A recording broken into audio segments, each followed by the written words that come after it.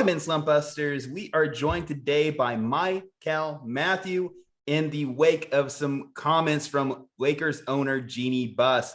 Jeanie is clearly frustrated. She did a tell-all interview with Bill Plaschke of the Los Angeles Times to talk about the current state of the franchise after really one of the most disappointing seasons in NBA history. The Lakers, obviously, we're talking about as title contenders coming into this year with the trio of LeBron James, Anthony Davis, and Russell Westbrook, but never really materialized. In fact, one of Jeanie's quotes was something to the effect of, when you spend that kind of money on the luxury tax, you expect to go deep into the playoffs. I'm not happy. I'm not satisfied. There's been reports of Lakers ownership and the Lakers front office putting a little bit of blame on Anthony Davis and LeBron James over the Russell Westbrook trade and how that was a little bit of a colossal flop for the franchise. Mykell, when you see Jeanie's comments, when you hear Jeanie's comments, how does that make you feel as a Lakers fan? No, man, it's just, it's troublesome time right now for the Laker fans. We just don't know where the team is going. You know what I'm saying? And you hear this and you kind of know that LeBron and his team has had too much pull. Players have to play. And that's what LeBron has said, in his outro interview,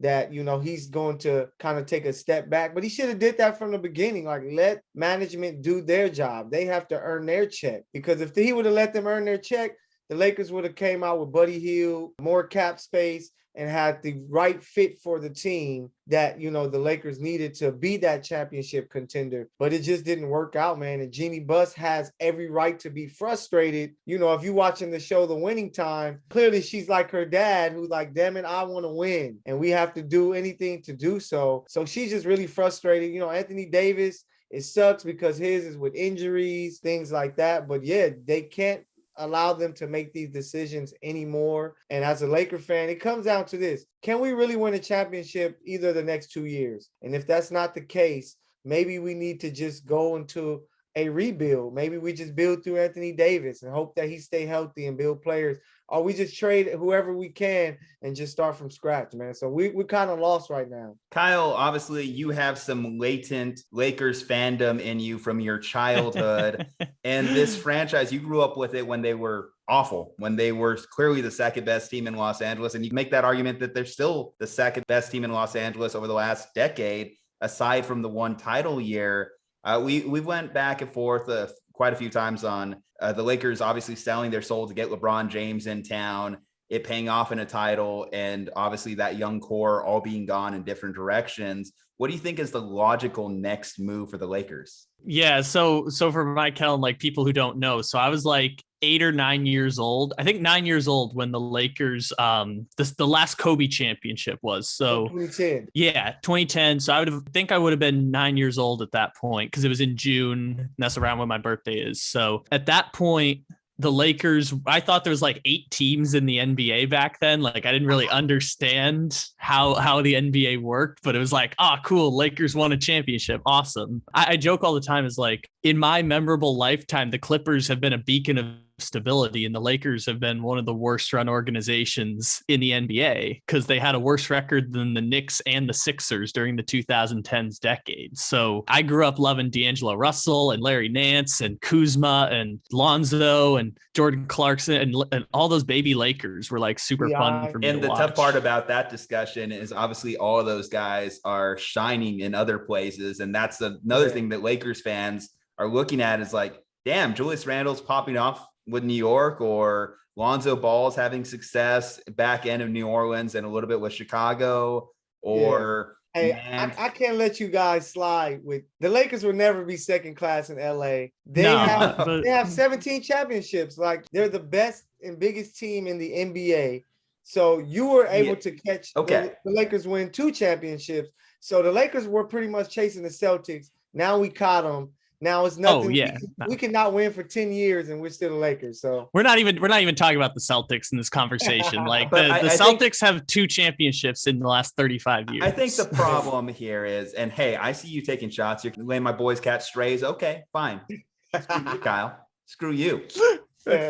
Regardless, I think when we talk about this, it's we're talking about a decade. It's been quite a while since the Lakers have been a stable year-to-year franchise, because the bubble year is sandwiched in between a terrible, disappointing year but prior and another disappointing play-in round, early exit to the Phoenix Suns the year after. Throw in just, extra cheese or whatever on top, this 2021 season that was just absolute garbage. I mean, statistically, according to Vegas, considering they were a top 2 title favorite, there's a good argument to be made that they had the most disappointing season in NBA history by entirely missing the playoffs, missing an expanded playoff with a play-in field of 10 teams. Hard to come back from, especially when you talk about having 3 Hall of Famers on your roster, because what the Russell Westbrook thing, and obviously we all looked at it and thought of it as a way of filling the gap of Anthony Davis or LeBron James missed time. Well, Anthony Davis and LeBron James both missed time, but Russell Westbrook was unable to adequately fill that role and take over for them as a superstar. And when he did take over, it was marred by stupid turnovers and bad shooting. And he was an easy scapegoat for this entire season. And it still continues to be the scapegoat of the offseason as the Lakers look for answers on how to fix and make this team better. I actually did see some trade scenarios that were bandied about as far as how can the Lakers move on from this and get better. Here's one I want to throw your guys' way and see if this is adequate value in a potential Russell Westbrook trade. So this was on Keyshawn, J. Will, and Max, a hypothetical 3-way trade between the Lakers, Knicks, and Bulls. Lakers get Zach LaVine. Knicks get Russell Westbrook, a 2027 first-round pick, and a 2028 first-round pick. So a little bit of a salary dump situation for the Knicks. I saw this. Bulls get Julius Randle and Evan Fournier. Is that a win for all 3 teams, or who do you think would be the main beneficiary in that one? I think the Knicks lose for sure. I don't like it at all for them. Unless they say, hey, we're just going to rebuild.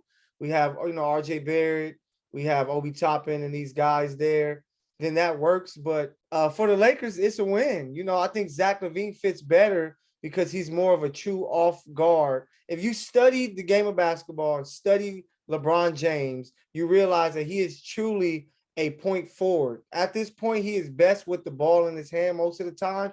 So he needs a guy that can catch and shoot and move it out the ball and score. So it'll be a great, great win for the Lakers. So as a Laker fan, I'm all for it, but I know the Knicks are like, no way, no how. I'm with you there. Yeah. So the Knicks are not doing that, but from the Bulls standpoint, the Bulls lose also, but the Bulls are in a compromised position because like Zach LaVine's a free agent. So if they do a sign and trade, you just like get whatever you can for him because there's some added nothing size with Randall. I mean, they had to sign Tristan Thompson to get any kind of rim presence late in the season. So I guess if Julius Randle plays like he did a couple years ago, that would be a win for the Bulls considering the construct of their team. It's not as bad that way. I like the one that people threw out about like Malcolm Brogdon and like a salary filler or something like that, but it's not great for the Lakers. The Lakers that's part of the problem, right? Though the salary matching that comes with Russell Westbrook and why some of these trade situations are hard to envision and beg the question, is Russell Westbrook just going to be on the Lakers again next year? Which I don't know if Mykell, you're enthused at that possibility. Kyle, do you see that as a very real possibility that they open the year with Russell Westbrook? So there's 3 options they can do, right? They can trade Westbrook and maybe they have to like attach picks or something to it. And if they don't want to do that, they got 2 options. They can keep Russell Westbrook or they can like buy out Russell Westbrook in like January or February. Like they just tell him to like go home for 3 months. We'll buy you out once the season starts, whatever that is. And I think the major thing before they even get to personnel, I think the Lakers have to really look at themselves and say, what are we doing here? What do we want to do? Do we want to try to win a championship now with Bron? If that's the case, you try to move Russell, get the best deal you can, and try to get a lot of 3-and-D guys and some size to go there. Or you say, maybe we want to wait 2 years. So then you think about trading LeBron James and say, hey, let's remove LeBron James. Let's kind of like get what we can, build through AD and the players that we pick up in 2 years, see what we can do. Or you even go the 4-year plan where you say, hey, let's trade LeBron.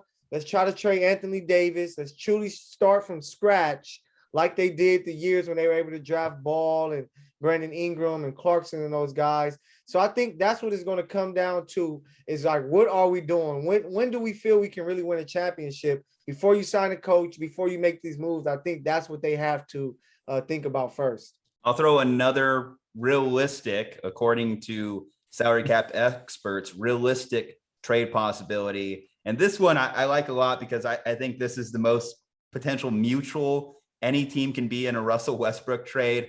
The Lakers receive Derek Favors and Mike Muscala, and the Thunder receive Russell Westbrook and a couple of Lakers first-round picks. Now that the Lakers can open up the floodgates for their 2027 picks, OKC might be one of the few franchises I could think that has signed me up, even though they're not trying to win anything now. Best case scenario, right? Because how many teams at this point, too, are also in the Westbrook business? How many teams are looking at him and thinking he's a piece away from them being an NBA title contender, which I think obviously should be the goal of every front office. You're looking for people that put you a little bit closer to his title. Clearly, he put the Lakers behind their title goals. When you look at the Wizards the year before, kind of a weird mix with Bradley Beal, but they were able to at least be a playoff team or a fringe playoff team. Things obviously never really fit chemistry-wise with him and Harden.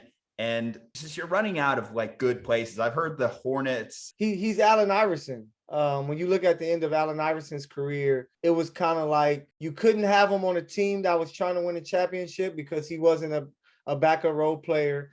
And you couldn't play him with young guys because he's too good to just sit behind these young guys. So Russell was at a tough spot. That's why the OKC fit is perfect, because it's kind of like, hey, we're going to play out your contract here. Hopefully you retire so that we can retire you here and make this, swan song for you and things like that, because I just can't see a young team signing him because he's going to block the growth of your young guys. He's not the greatest of leaders per se. And then for a championship building team, like what team that can win a championship would you say, oh, he can come and start on that team? Let's think about those teams. Let's think about like the teams. It was the Lakers though, right? The Lakers were the team who he was going to come in and start for a championship, and now that's over. Man, we looked at that and always thought that it was a weird fit. Everyone thought it was a weird fit because obviously the type of players you typically surround LeBron James with, Russell Westbrook didn't fit that mold, and it was only amplified by how bad his defense was, how bad the turnovers were. All of us had rose-colored glasses, and they were amplified by his triple doubles, his stats, his athleticism, and I just don't think it's conducive to winning an NBA title. So I don't know if you're a title contender, you're saying this is the guy I need. This is because he was a third guy on the Lakers this year, and it was not good for the Lakers. It was not good for him. He should have been the third guy. Malik Monk was the third best player.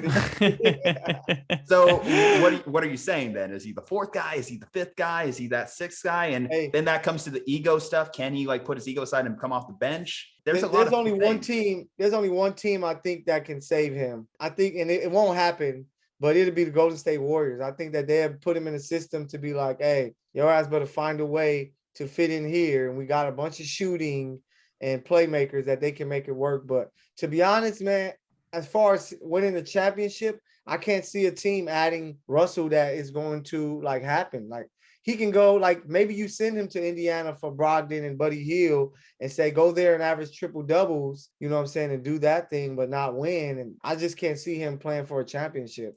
Actually, that end of his career, one of the other realistic trade offers there is here for Russell Westbrook.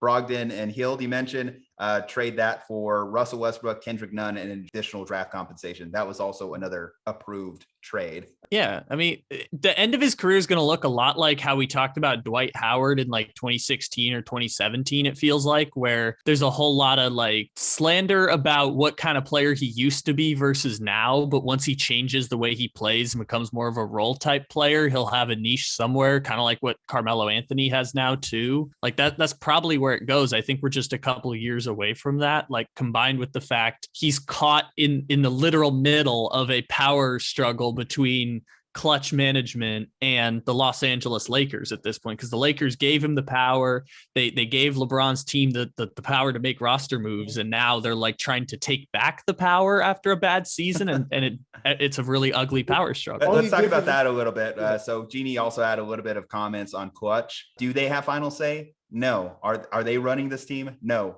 not at all. She had to push back immediately to the idea that Klutch is running their team, but objectively, Lies. It's a whole civil war going. You have Phil Jackson now and Magic Johnson back in the front office. I'm glad you mentioned winning time at the start of this, Mykell, because I feel like we're going back to winning time. Who next are they going to call off the bench? Are we going to get some Paul Westhead in there just to get some sort of old Lakers guard? These guys want titles with us. Nick Van Exel. Nick, Eddie Jones. Where's Nick and Eddie Jones? Let them run the show. But make Derek Fisher the head coach. He's with the Sparks, man. Let him stay over there. We see him in the NBA already. But yeah, the Lakers just have to figure it out. And it's going to be up to Buss, Pelinka, and those guys. They already put it in the hands of, I know she said Klutch is not in control, clearly lies, because your 2-star players who helped make the biggest trade of the offseason last year are part of Klutch. So Klutch does run, the team. Look at the names. You pay THT money, Klutch. KCP. So, yeah. Can we talk about how the Lakers finessed everyone and thinking THT was something? No, that was Klutch. That was Klutch finessed everyone and made the Laker fans. Actually, Zach LaVine, the reason he's being so closely linked to the Lakers is Klutch. Yeah. I remember when I joked for years, Kentavious Caldwell-Pope every year would get 1-year contracts with the Lakers. It'd be like 15 million, 12 million, 18 million. That's Klutch. Klutch clients use the Lakers cap space as an asset for their clients, which is incredibly smart. And like LeBron James, part of the condition of joining the Lakers was that Klutch management was going to get to make roster decisions. They literally had a trade in place for Buddy Hield last year. Yeah. And then Klutch management got involved. And 2 days later, Russell Westbrook was traded to the Lakers. Like it's as transparent as it can be. And Jeanie Buss has to say that Klutch isn't in control because you have to give the illusion of control for your organization. And I think part of that struggle is obviously the Lakers and Jeanie have also been criticized for being a family business or running the Lakers like a family business during this time post Dr. Buss. Now you have this agent conglomerate in Rich Paul and Klutch Sports going against the family business, and who's going to win this power struggle, because this might dictate the future of the Lakers for the next 10 years, where this power struggle goes. And who's going to actually, in the long run, be owning the Lakers? Is it going to stay with the Buss family, or is the Lakers franchise going to continue to slide and someone else slides in? I don't know. Magic, let Magic buy him.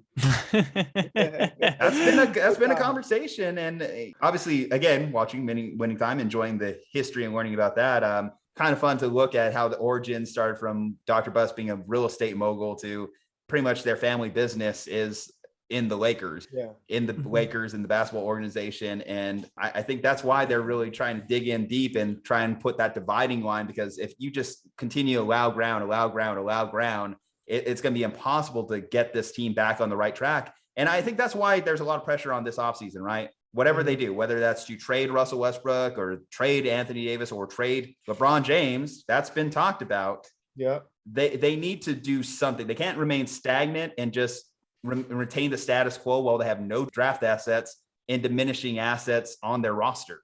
They have to figure it out, just because, man, LeBron James is aging. And we all saw what happened when Kobe aged and he retired, what the Lakers looked like for years. We can be at that very same place if they don't do something now. They were able to get Anthony Davis, but as you can see, Charles Barkley calls him street clothes because he can never be healthy. That has hurt the Lakers' future, because we don't even know if he's going to be available to play in 2 years. So the Lakers have to get whatever they can with these next few years of LeBron, whether that's winning or trading him for assets to get them ready for the future, what they couldn't do with their agent Kobe Bryant. And Juju mentioned diminishing returns. Like that's the thing I've argued for why you don't trade Anthony Davis, because like you don't sell low on Anthony Davis right now, because unless you can get like a real bona fide star in return. But it's the same argument for like the whole team is, if you're losing value, at what point do you just cut your losses? I'm really interested to see though, if management for the Lakers decides that they're not going to get rid of Russell Westbrook and like they're not willing to like dump 2029 and 2028 first round picks to get rid of him. That might be the impasse they need to kind of like get the gears turning on like putting the ball in Klutch's court and by extension LeBron James, like putting the ball in their court to be like, what are you going to do next? And like figuring out whether or not this is going to get sped up quickly or like they play out next year and LeBron gets to be a free agent. And because how the media works, you know, the narrative is never against LeBron James. It's always for him for the most part. If you truly look at why the team failed, it was a big part was LeBron. Like they brought in Russell to be Russell,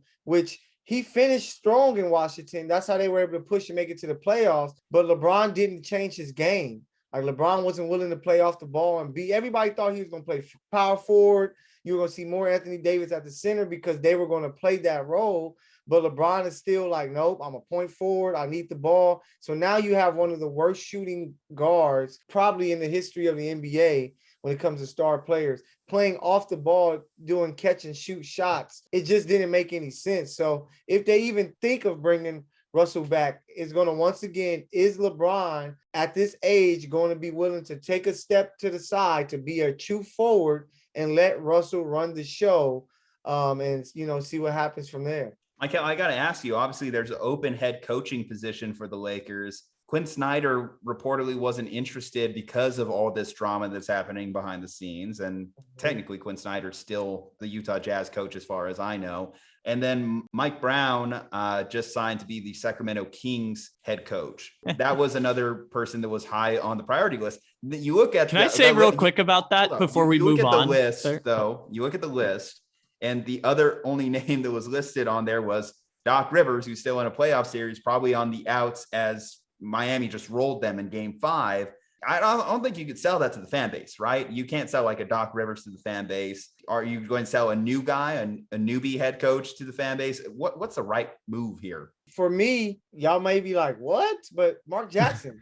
I think Mark Jackson will be a great coach because they need someone who's going to make them accountable. And I think Mark Jackson, he learned his lesson being away from, coaching for a while. People forget that it was him that created that team in Golden State. He just happened to leave and Steve Kerr took advantage. But I think Mark Jackson could be a coach that's going to step in and say, LeBron, I need better from you. You know, you're chasing the GOAT, so I need to see that. AD, do what you got to do in the offseason. Get your body ready. Once you're here, I need you to dominate. If Russell is still there, hey, you can't turn over the ball. If you can't shoot threes, don't shoot threes. Go to the rack, create for others. I think somebody like Mark Jackson will be a great, great coach that a lot of fans will be behind because, Mark Jackson is big time. You know how bad it has to be for someone to choose Sacramento over your team? As someone who's living here in Sacramento, you know how bad shit has to be if they're picking Sacramento over your organization. Yeah, but Mike Brown, we've been there, done that. He's been a coach of the Lakers, so I don't think they really were thinking about doing that twice.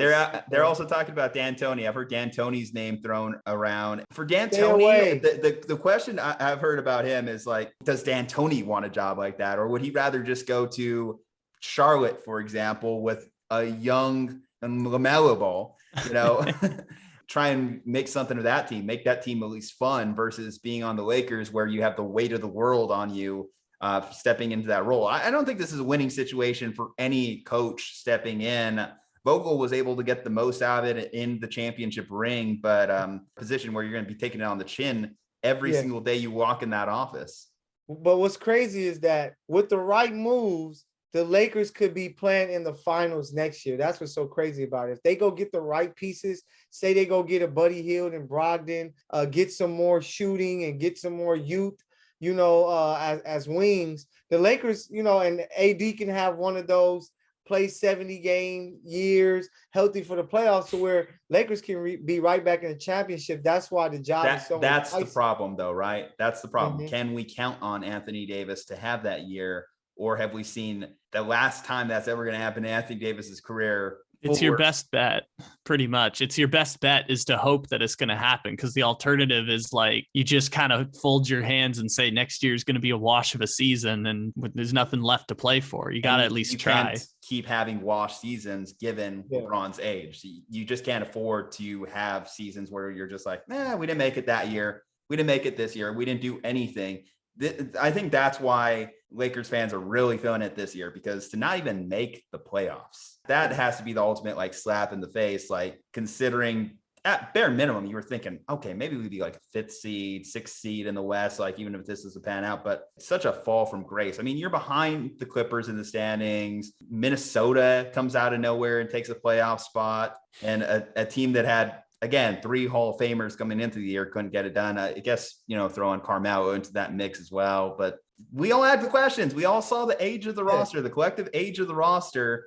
And I think this is just one of those told you so moments. Honestly, it's just a told you so, because you look at LeBron James' tweet literally after everyone came down on this roster saying, question our age, question our play style. He doesn't stay healthy. He doesn't dribble or shoot, etc. And that tweet, I mean, it's just going to follow LeBron around. LeBron has to stop. Yeah. He has to stop talking, because remember years ago, he was it's playoff mode now, and the Lakers went on to lose they won 1 out of 10 games. He needs that like superstitious sports fan in him that doesn't talk trash. Because when the second you talk trash or wear your favorite jersey or wear your hat wrong, that's when you lose. He needs to have that same mentality, because yes, anytime he has those public tweets, it tends to bite him in the ass the most. Man, all the time. You got it. Give me your rating on winning time. I need to know now that the first winning season is wrapped up. Because so much of it was actually false.